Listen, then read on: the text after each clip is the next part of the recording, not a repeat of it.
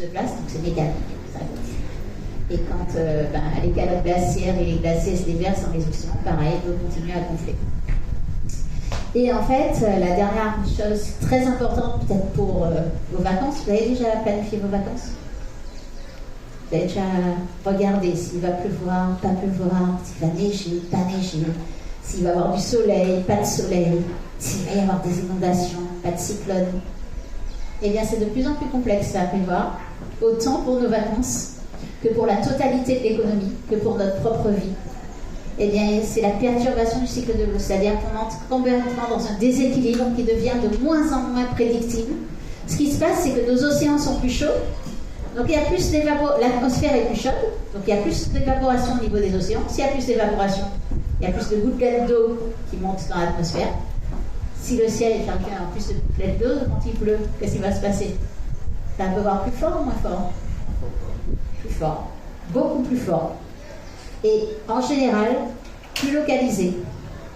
Et comme l'eau est en cycle, on voit du pipi de dinosaure, et bien à côté de ça, on connaît des sécheresses intenses. Et un territoire comme le nôtre, et comme la quasi-totalité des territoires de la planète connaissent les deux phénomènes, à la fois des pluies intenses, suivies de sécheresses terribles, suivies à nouveau de pluies intenses, et c'est comme ça que l'eau monte tout de suite.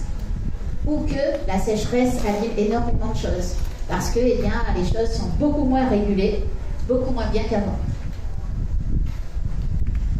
À tout ça, en fait, il y a des points de bascule qui sont associés. C'est-à-dire que, on sait, comme je vous ai dit au départ, c'est nous, lorsqu'on sort des énergies fossiles, on lâche du CO2. Mais on a aussi plein de points de bascule sur le climat de la Terre. C'est-à-dire que, passer un certain degré d'augmentation de température, il y a d'autres phénomènes qui se déclenchent et qui se déclenchent tout seuls, sans qu'on n'ait plus à intervenir. On peut citer le permafrost, par exemple, c'est une sorte de glace gelée en permanence qui a piégé du vivant il y a des millions d'années, et quand elle dégèle, ça lâche du CO2 et du méthane.